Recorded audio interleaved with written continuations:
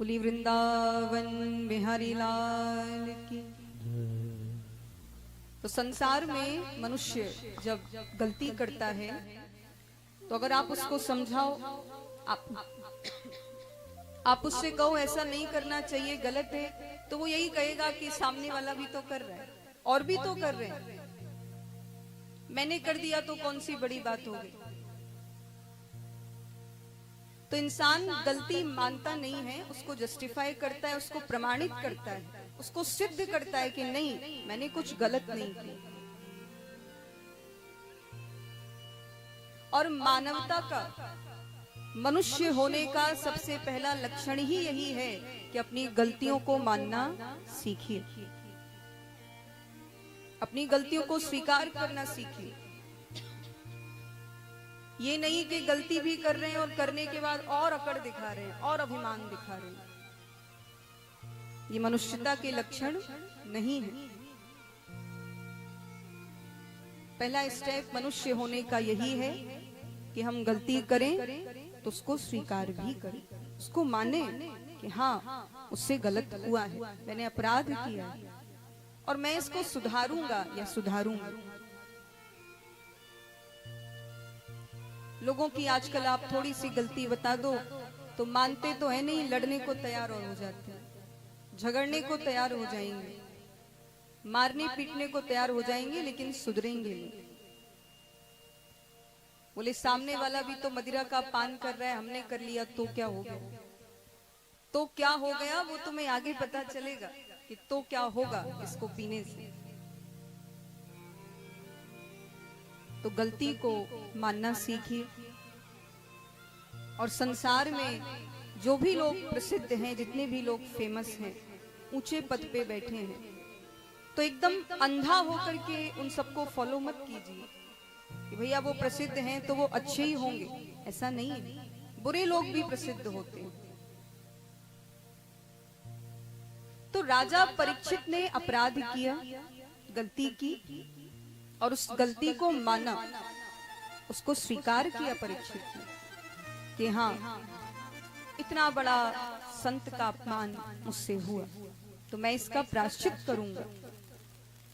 ना तो मैं परिवार में रहूंगा, ना मैं रिश्तेदार नातेदार राज्य पाठ में किसी में नहीं रहूंगा, मैं तो अब किसी ऐसे संत की खोज में जाऊंगा जो केवल 7 दिनों में मेरी मुक्ति करे।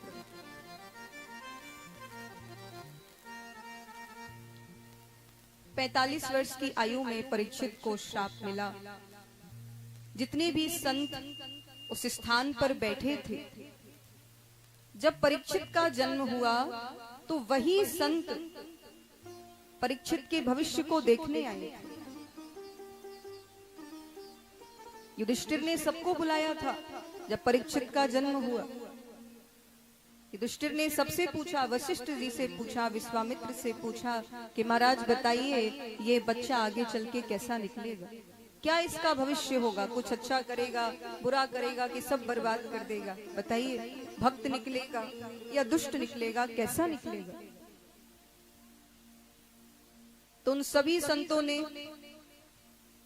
परीक्षित के भविष्य को देखा और सभी संत कह रहे हैं कि महाराज आपका ये पोता, आपका ये बच्चा बहुत बड़ा राजा बनेगा, भगवान का भक्त भी बनेगा, दयावान बनेगा, करुणामय बनेगा, अच्छे अच्छे कार्य करेगा, गलत मार्ग पर बिल्कुल नहीं जाएगा।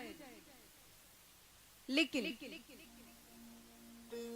जब ये 45 वर्ष का हो जाएगा तो एक अपराध ये करेगा, यानी एक संत का अपमान ये करेगा, और उस एक अपराध के कारण इनके जीवन में बस 7 ही दिन बचेंगे, बस ये अपराध परीक्षित करेंगे।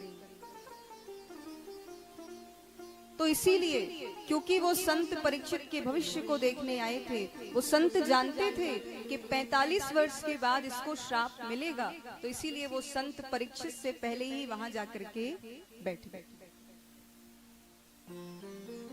परीक्षित ने प्रतीक्षा नहीं की है उन संतों की, संतों ने प्रतीक्षा की कब राजा परीक्षित आएंगे।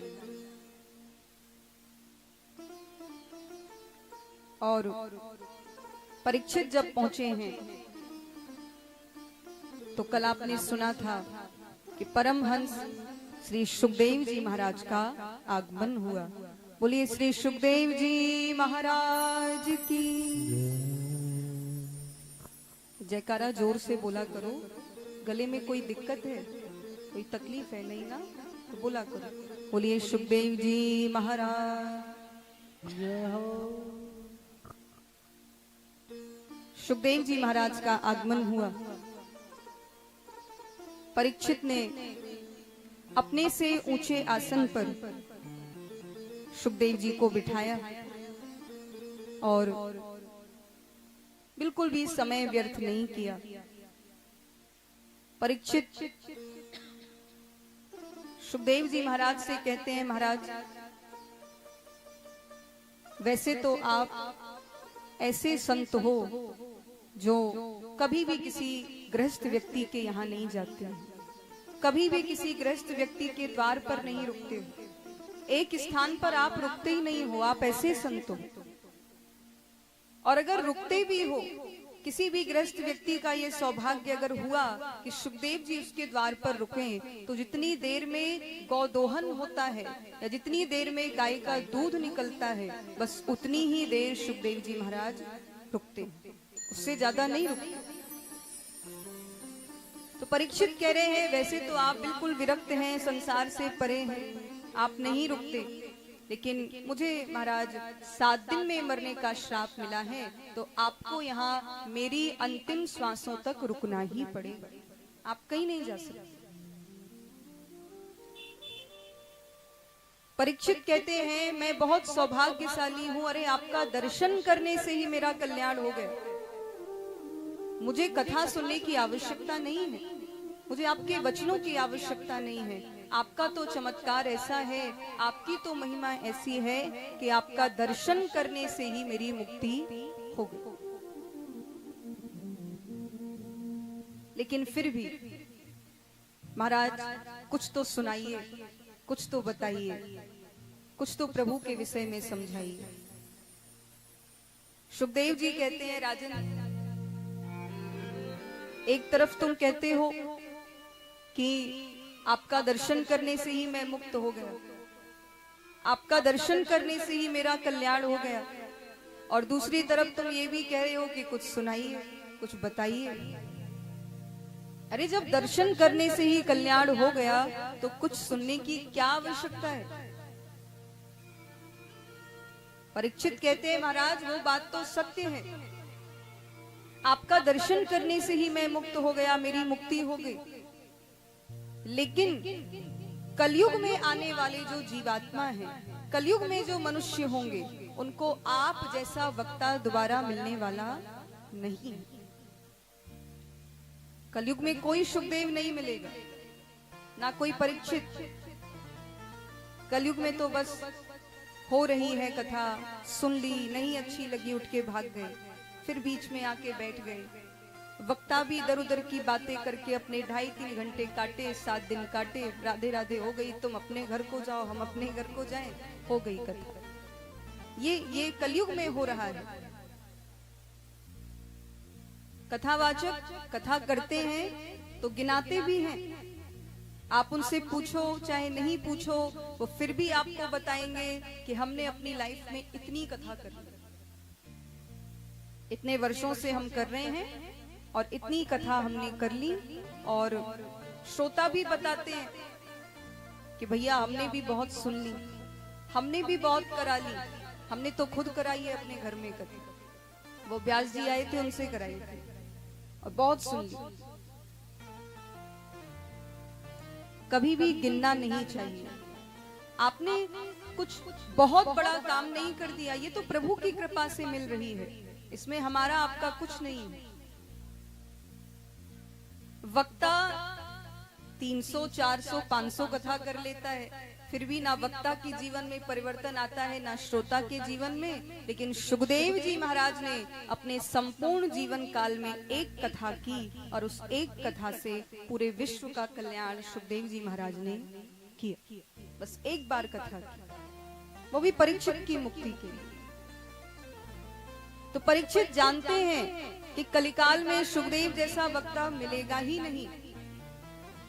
इसीलिए परीक्षित कह रहे हैं कि अपनी वाणी से कुछ तो सुना दीजिए, ताकि आने वाले जो मनुष्य हैं कलयुग में उन सभी का कल्याण हो सके। और सुखदेव जी को साधारण मत समझिए, सुखदेव जी भी बिहारी जी का ही रूप है। भगवान ही सुखदेव बन करके आए। राजा परीक्षित के जब प्राणों पर बात आई, कल आपने सुना था, ब्रह्मास्त्र छोड़ा गया उत्तरा के गर्भ में, तो भगवान क्या बन करके गए? भगवान शस्त्र बन करके गए। जब परीक्षित के प्राणों पर बात आई तो भगवान शस्त्र बन करके गए। और जब परीक्षित ने अपने जीवन में कोई अपमान कर दिया, संत का अपराध कर दिया, तो वही भगवान आज क्या बन करके आए हैं? बोले शास्त्र बन करके आए। अपने भक्तों के लिए शस्त्र भी बनते हैं और शास्त्र भी बनते हैं। जो है वही है। सुखदेव जी ठाकुर जी से अलग नहीं है। परीक्षित बहुत सौभाग्यशाली हैं कि भक्तों के वंश में उनका जन्म हुआ। परीक्षित सौभाग्यशाली हैं क्योंकि गर्भ में ही भगवान का दर्शन उनको मिल गया। बच्चा जन्म लेता है, आंखें खोलता है, तो सबसे पहले वो अपने पिता को देखता है, अपनी माँ को देखता है। लेकिन परीक्षित सबसे ज्यादा सौभाग्यशाली हैं क्योंकि परीक्षित को गर्भ में ही भगवान का सुंदर दर्शन प्राप्त हुआ। परीक्षित ने पूछा, महाराज बताइए, मरने वाले का क्या धर्म है? मरने वाले का क्या कर्तव्य है? जो जल्दी मरने वाला है या जो मर रहा है, उसे क्या करना चाहिए? सुखदेव जी कहते हैं, राजन, इस संसार में ऐसा कौन है जो नहीं मरने वाला है? ऐसा कौन है जो जीवित रहेगा? संसार में ऐसा कौन है जो नहीं मर रहा है और नहीं मरेगा? अरे मरने वाले तो सब हैं, सब मरेंगे। कोई जल्दी मरेगा, कोई देर में मरेगा, कोई बीच में ही मर जाएगा, मरेंगे तो सब। इसीलिए हे राजन, ये प्रश्न केवल तुम्हारा नहीं है, ये प्रश्न पूरे जगत का है। ये प्रश्न पूरे विश्व के लिए है, पूरे संसार के लिए तुमने ये प्रश्न किया। जो जल्दी मरने वाला है उसे क्या करना चाहिए? तो कौन नहीं मर रहा है? बोले सब तो मर रहे हैं, सब यहाँ पर मरण धर्मा है, सब मरेंगे। तो ये प्रश्न सार्वजनिक है। वास्तविकता में ये कथा परीक्षित के लिए थोड़ी है। वास्तविकता में ये कथा परीक्षित के लिए नहीं हो रही है। अरे भैया, परीक्षित तो सुखदेव जी का दर्शन करने से ही मुक्त हो गए।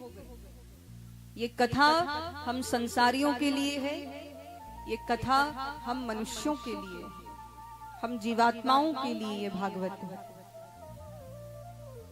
गीता कृष्ण ने अर्जुन को सुनाई तो गीता अर्जुन के लिए थोड़ी थी।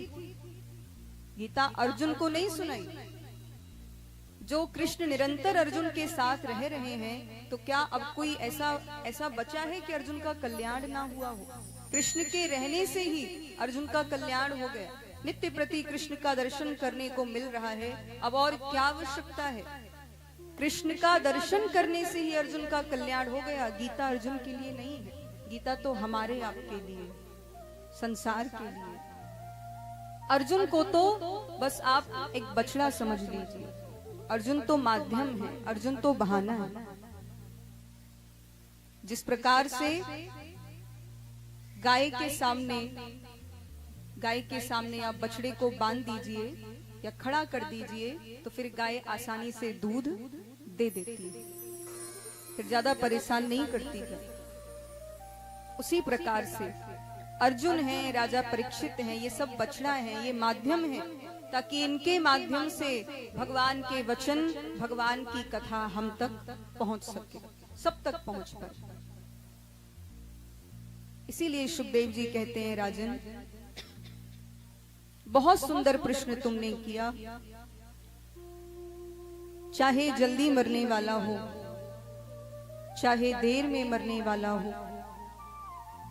जीव मात्र का एक ही कर्तव्य है, भगवान का भजन करो। कैसे भी करो, भगवान का